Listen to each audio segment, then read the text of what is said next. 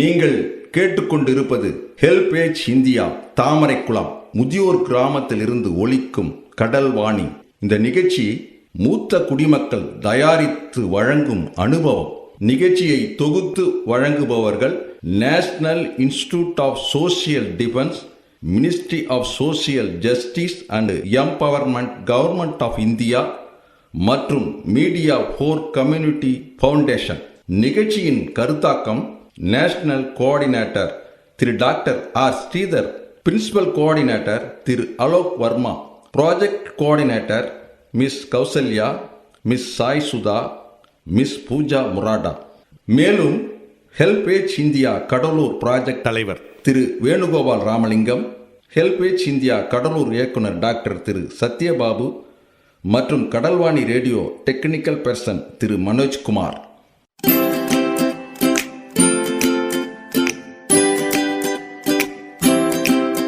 தந்தர்த்தம் என்று சொல்லியே வில்லினில் பாட, ஆமா வில்லினில் பாட வந்துடுச்சு கடல்வாணியே, வந்துருச்சு கடல்வாணியே.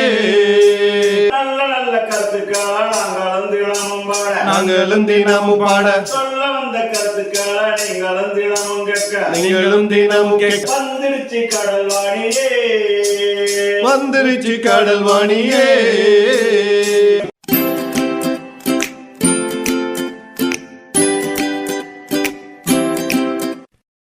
அனைவருக்கும் காலை வணக்கம். மீண்டும் அனுபவ நிகழ்ச்சியின் சார்பாக கடல்வாணியிலிருந்து நம்முடைய அருமை பாட்டி கிருஷ்ணவேணி அவர்கள் குஞ்சு மிதித்து முடமான கோழிகள் இந்த கதையை உங்களுக்கு பகிர்விருக்கின்றார்கள். இந்த கதையுடைய கருத்தை தயவு கூர்ந்து கேட்டு இன்னும் இருக்கக்கூடிய வயதானவர்கள் தங்களுடைய வாழ்க்கையை பக்குவமாக செலுத்தி மாறு அன்புடன் கேட்டுக்கொள்கின்றேன். அம்மா வணக்கம்மா, வாங்கம்மா. வணக்கம். குஞ்சு மிதிச்சு முடமான கோழிகள். என்னங்க இப்படி கொஞ்சம் வர்றீங்களா? என்ன வசந்தி, ஆஃபீஸுக்கு கிளம்பிக்கிட்டு இருக்கிறேனே, சாயந்தரம் 6 அமர பேசக்கூடாதா? டைன் முடிச்சை சரிப்படுத்தினவாறு இளங்கோ வசந்தியை நெருங்கினான். நான் எதுவும் பேச வாய் எடுத்துடக்கூடாதே, உடனே ஆஃபீஸ் அது இதுன்னு ஓடிடுவீங்களே. இதோ பாருங்க, உங்கள் அம்மாவை இனியும் இந்த வீட்டில் வச்சுட்டு நித்திய காண்டம் பூர்ண ஆயுசுன்னு இழுப்பறி அல்லாட்ட பொழப்பு நடத்த முடியாது. உங்கள் அம்மாவை முதல்ல ஃபோன் போட்டு வர சொல்லுங்க. உங்கள் அண்ணாவை உங்கள் அம்மா அங்கே போய் கொஞ்ச நாள் இருந்துட்டு வரட்டும். என்ன வசந்தி படபடன்னு பொரியிற? எதுவாக இருந்தாலும் கொஞ்சம் மெதுவாக பேசேன். அம்மா காதில் விழுந்து வைக்க போகுது. பாவம், ரொம்ப மனசு வருத்தப்படுவாங்க. ஓஹோ, உங்கள் அம்மாவுக்கு மனசு வருத்தப்படுமா? பொண்டாட்டி மனசு வருத்தப்படுவாளோன்னு என்னைக்காவது நினைச்சிருப்பீங்களா? வீடா இது? சதா நோக்காடுன்னு ஆஸ்பத்திரிக்கு கொட்டி அழறது போதாதுன்னு அக்கம் பக்கம் வீடுகளில் இல்லாததையும் பொல்லாததையும் ஈடு கட்டி என் மானம் போகுது.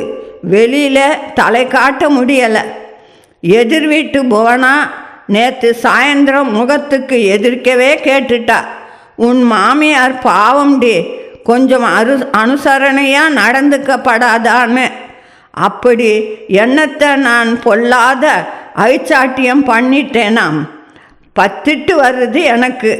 ஒரே ஒரு நாள் இந்த வீட்டில் இருந்து குப்பை கொட்டி பாருங்கள், உங்கள் அருமை அம்மாவோட லட்சணம் என்னன்னு கண்கூடா தெரியும்.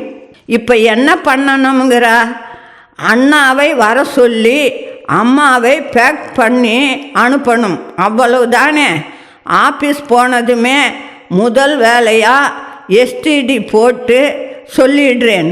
இல்லை, நைட் ட்ரெயின் பிடிச்சு கிளம்பி நானே நேரில் போய் கையில் காலில் விழுந்தாவது அம்மாவை அவன் வீட்டில் கொண்டு சேர்த்துட்டு வந்துடுறேன். போதுமா?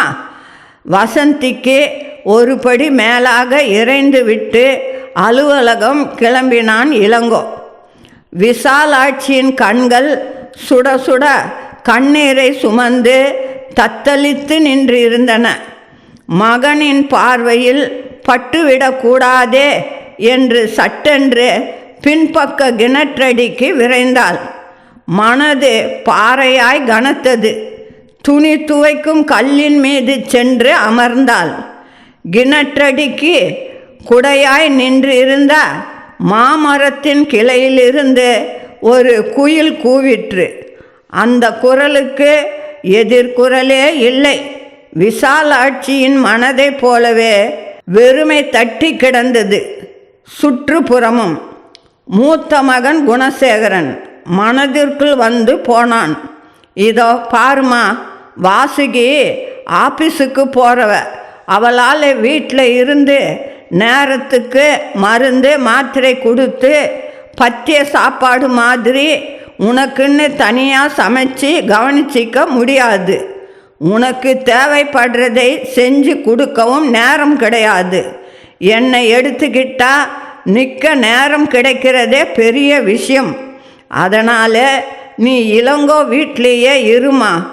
உனக்கு மாதம் 1000 என்ன 2000 ரூபாய் தரேம்மா. வேணும்னா இன்னும் கூட வாங்கிக்கோ. செவிட்டில் அரைந்த மாதிரி இருந்தது அவன் சொன்ன விதம். குபுக்கென்று முட்டிக்கொண்டு வந்து நின்ற கண்ணீரை வெகு பிரயத்தனப்பட்டு அடக்கி கொண்டாள். அதனால் என்ன குணா, நான் உன் தம்பி வீட்டிலேயே இருந்துட்டு போகிறேன். என்னால் உனக்கு எப்பவும் சிரமம் இராது. குணசேகரன் ஆபீஸ் காரிலேயே அம்மாவை ஏற்றி கொண்டு வந்து ரயில் ஏற்றி வழி அனுப்பி வைக்க கனத்த நெஞ்சோடு இளங்கோவின் வீட்டில் கால் வைத்து முழுசாய் 1 வாரம் ஓடவில்லை. அதற்குள் இங்கேயும் நான் உதாசீனப்படுத்தப்படுவதை அறிந்து மனம் வெதும்பியது. விசாலாட்சிக்கு 19 வயதில் திருமணம் ஆயிற்று. 20 வயதில் குணசேகரன் பிறந்தான். அடுத்த 3வது வருடத்தில் இளங்கோ உலகமே கைக்குள் அகப்பட்ட மகிழ்ச்சி, ஆண் குழந்தைகளாய் என்று விட்ட பூரிப்பு என்று உற்சாகமாய் சுழன்று கொண்டிருந்த வாழ்க்கை தேரின் அச்சாணி கணவர் சதாசிவம் விபத்தில் மரித்துவிட முறிந்து போனது. 29 வயதிலேயே விசாலாட்சியின் வாழ்க்கை வர்ணமிழந்து போனது. நிகழ்ச்சியை தொடர்ந்து கேட்பதற்கு முன் மூத்த குடிமக்கள், அதாவது சீனியர் சிட்டிசன் இன் உதவிக்கான டோல் ஃப்ரீ ஹெல்ப்லைன் எண்ணை நோட் பண்ணிக்கோங்க. 145667. இந்த டோல் ஃப்ரீ எண் காலை 8 மணியிலிருந்து இரவு 8 மணி வரை செயல்படும். மூத்த குடிமக்களின் உதவி மற்றும் ஆதரவிற்காக இப்போ அனுபவ நிகழ்ச்சி தொடர்ந்து கேட்கலாம். குணசேகரனும் இளங்கோவும் தான் அவளின் உலகம் என்று மெல்ல மெல்ல வாழ்க்கை ஆதார சுருதிகளாக்கி கொண்டு நகர, இதோ குணசேகரன் பெங்களூரில் உதவி கோட்ட பொறியாளராகவும் இளங்கோ கரூர் வைஸ்யா பேங்க் மேனேஜராகவும் உருமாறிவிட்டிருந்தார்கள். விசாலாட்சியின் உழைப்பும் கனவும் பொய்ப்பித்து போகாது. கண்முன் உயிர்த்திவிட்ட சந்தோஷ பூரிப்பில் சற்றே வீழ்ந்த மண்ணாய் மருமகளின் வரவு குணசேகரனும் இளங்கோவும் பெண் தேடும் சிரமத்தை அம்மாவுக்கு தர விரும்பாதவர்களாய் அடுத்தடுத்து சொல்லி வைத்தாற்போல் மாலையும் கழுத்துமாய் வந்து நின்றபோது மனம் கோணாது ஏற்றுக்கொண்டு விட்டால் விசாலாட்சி. வாழப்போகிறவங்க நீங்கள், உங்கள் சந்தோஷம் தான்ப்பா என் சந்தோஷம் வாயார சொல்லி மனமாற வாழ்த்தினாள். காலம் ஓடிய ஓட்டத்தில்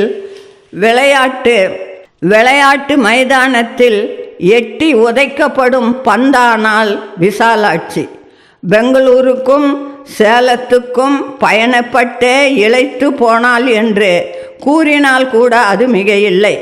வயதாகிவிட்ட தன் காரணமாக உடலில் வகைக்கு ஒன்றாய் பெயர் தெரியாத வியாதிகள் எல்லாம் தஞ்சம் புகுந்திருந்தன. முதலில் அம்மாவிற்கு என்னவோ ஏதோ என்று மனம் பதைத்த மகன்கள் இருவரும் இது எப்பொழுதும் நடக்கிற கதைதான், எதற்கு தன்னை வருத்தி கொள்வானேன் என்று விட்டேற்றியாய் ஒதுங்கிவிட்டதை விசாலாட்சியின் மனம் உணராமல் இல்லை.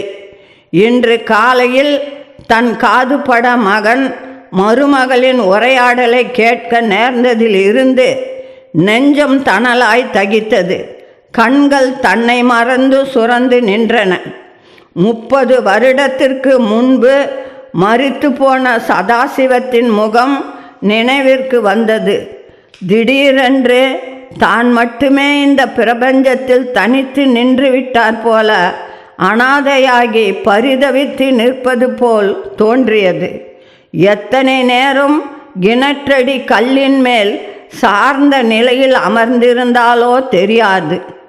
துக்க மேலிட்டால் புடவை தலைப்பை துணி துவைக்கும் கல்லிற்கு கீழ் சிமெண்ட் தரையில் விரித்து முழங்கையை அண்ட கொடுத்து உறங்கிவிட்டிருந்தாள். கண்ணீரின் சுவடுகள் காய்ந்து போன தடம் லேசாக தெரிந்தது அந்த முதிய முகத்தில். என்னங்க, உங்கள் அண்ணா கிட்ட பேசினீங்களா?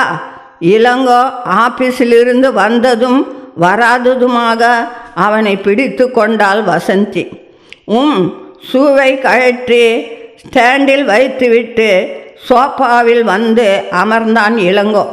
எப்போ வராராம்? எங்கள் அன்னிக்கு ஹைதராபாத் பிரான்ச்சுக்கு ட்ரான்ஸ்ஃபர் ஆயிட்டதால் ப்ரமோஷன் ஸ்டாரன்ஸ் பண்ணுறதால அண்ணி இமிடியட்டாக போய் ஜாயின் பண்ணிட்டாங்களாம். அண்ணாவும் 1 மந்த் லீவில் போகிறதா இருக்கானாம். ஏன் ஹைதராபாத் போனால் என்னவாம்? உங்கள் அம்மா இங்கேயே சாஸ்வதமாக தங்கிறதுக்கு இது ஒரு நொண்டி சாக்கு. இதை பாருங்க, நீங்கள் என்ன செய்வீங்களோ ஏது செய்வீங்களோ எனக்கு தெரியாது. எங்கேயாவது ஒரு ஆசிரமம் இல்லை விடுதி பாருங்க. என் சிநேகிதி ஜானகியோட மாமியார் கூட விஸ்ராந்தியோ ஏதோ ஆசிரமம் அங்கே தங்கி இருக்காங்க. வேலைக்கு சாப்பாடு ஒரு குறையும் இல்லையாம். பேசாமல் ஒரு அப்ளிகேஷன் வாங்கிட்டு வந்துடுங்க. டொனேஷன் அது இதுன்னு கேட்டாலும் கட்டி அழலாம். வேற என்ன பண்ணுறது? எனக்கு இதுதான் சரியான யோசனையாக படுது. வசந்தி கணவனை கொஞ்சலாய் உரசினபடி அருகே வந்து நின்று அவன் முகத்தை ஊடுருவி நோக்கினாள். மகுடிக்கு கட்டுப்படாத நாகமுண்டா? சரி, நான் ஏற்பாடு பண்ணுறேன். ஆமாம் வசந்தி, அம்மா கிட்ட எப்படி இந்த விஷயத்தை சொல்கிறது? அதெல்லாம் நீங்கள் ஒன்றும் கவலைப்படாதீங்க, எல்லாம் நான் பார்த்துக்கிறேன். ராகுல் எங்கே? கண்ணிலேயே காணோம் நான் வந்ததிலிருந்து. மிட்டர்ம் எக்ஸாம் வருது இல்லைங்களா? பக்கத்து வீட்டு ரமேஷோட குரூப் ஸ்டடி பண்ணுறேன்னு போயிருக்கான். சரி சரி, நீங்கள் ரொம்ப களைச்சி போயிருக்கிற மாதிரி தெரியுது. முகத்தில் பழைய தெம்பே இல்லை. ஒழுங்காக சாப்பிட்டா தானே. முதல்ல ஃப்ரெஷ்ஷாக குளிச்சுட்டு வாங்க. 10 நிமிஷத்தில் உங்களுக்கு பிடிச்ச இடியாப்பம் ரெடி. வசந்தி மத்தாப்பூவாய் சிரிப்பை உதிர்ந்து விரைந்தாள். மறுநாள் இளங்கோ எழுந்து கண்ணை திறந்ததுமே கால் மாட்டில் இருந்த பெரிய பூச்செண்டு தான் கண்ணில் பட்டது. இன்று என்ன விசேஷம் என்று பூரிப்புடன் போர்வையை விலக்கி எழுந்தமர்ந்தான். பூச்செண்டின் கீழே ஒரு வெள்ளைத்தாள் காற்றில் படபடத்து கொண்டிருந்தது. என்ன இது? பூச்செண்டு கடிதம் என்ற குழப்பம் சூழ வெள்ளைத்தாளினை கையில் எடுத்தான். என் அன்பு மகன் இளங்கோவிற்கு அம்மா எழுதுவது 10 மாதம் கருவறையில் சுமந்ததற்காக, காலமெல்லாம் என்னை சுமக்க வேண்டிய கஷ்டத்திற்கு என் குழந்தைகளை ஆளாக்கி விட்டதற்காக வருந்துகிறேன். மனைவி மகன் என்ற உறவு சங்கிலிகளின் தொடரோட்டத்தில் அம்மா என்ற சங்கிலி இற்று போய்விட்டது. உன்னை சுமந்த சந்தோஷம் பூரிப்பு இன்னும் மண்ணுள் ஜீவநதியாய் ஓடிக்கொண்டிருக்கிறது. நதி தான் ஓடத்தை சுமக்க வேண்டும். நதியை ஓடம் ஒரு நாளும் சுமக்காது என்பது ஏனோ புரியவில்லை எனக்கு. உன் சின்ன சினுங்கள் கூட என்னை திடுக்கிட வைத்தது அன்று. நீ சிந்திய எச்சில் பருக்கைகள் கூட எனக்கு தேவாமிர்தம். நீ கழித்த சிறுநீர் கூட எனக்கு பன்னீர். நோயும் பாயும் படுத்துகின்றன என்னை இன்று. ஆசை ஆசையாய் நான் வளர்த்த மகன்களுக்கு அந்நியமாய் நிறுத்திவிட்டது காலம். வீட்டின் ஒரு மூளை கூட என்னை சுமக்காது என்று திட்டவட்டமாய் தள்ளிவிட்டது சூழல். வருத்தமில்லை மகனே, காலத்தின் நியதி அதுவானால் காரணமில்லாது உன் மீது கோபப்படுவதில் அர்த்தமில்லை. உன் கையால் என் எந்த ஆசிரமத்தின் கதவுகளும் எனக்காக திறக்கப்பட வேண்டாம். எந்த விடுதி கதவுகளையும் உன் கைகள் தட்ட வேண்டாம். நான் தவறான முடிவுக்கு ஒருபோதும் செல்ல மாட்டேன். தனித்து செல்கிறேன், அவ்வளவே. கடைசியாய் ஒரு வேண்டுகோள். வரலாற்றின் ஏடுகளை காலம் அவ்வப்போது திருப்பி பார்க்க தவறுவதில்லை. உன் மகனுக்காக சேமிக்கும் போதே உனக்காகவும் சேர்த்து வைத்து கொள்.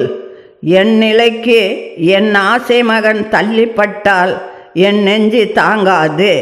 கடைசியாய் அம்மாவின் முத்தங்கள். கடிதத்தை படித்து முடித்த இளங்கோ மின்சார கம்பியை பற்றிவிட்டவன் போல் அதிர்ச்சிக்கு ஆளானான்.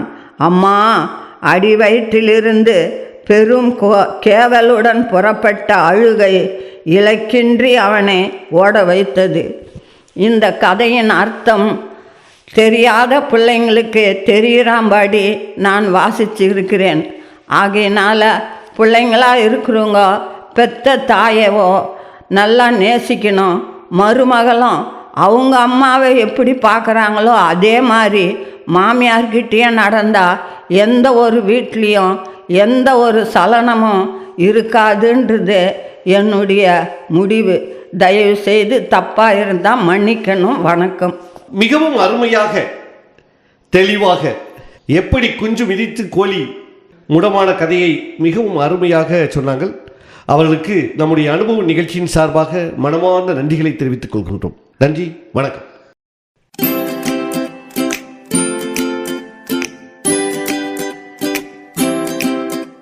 நேயர்களே, இந்த அனுபவ நிகழ்ச்சி இத்துடன் நிறைவு பெறுகிறது. உங்களிடமிருந்து விடைபெறுவதற்கு முன் மூத்த குடிமக்களின், அதாவது சீனியர் சிட்டிசனின் உதவிக்கான டோல் ஃப்ரீ ஹெல்ப்லைன் எண்ணை உங்களுக்கு ஞாபகப்படுத்துகின்றேன். 145667. இந்த டோல் ஃப்ரீ எண் காலை 8 மணியிலிருந்து இரவு 8 மணி வரை செயல்படும். மீண்டும் அடுத்த அனுபவ நிகழ்ச்சியில் சந்திப்போம். நன்றி, வணக்கம்.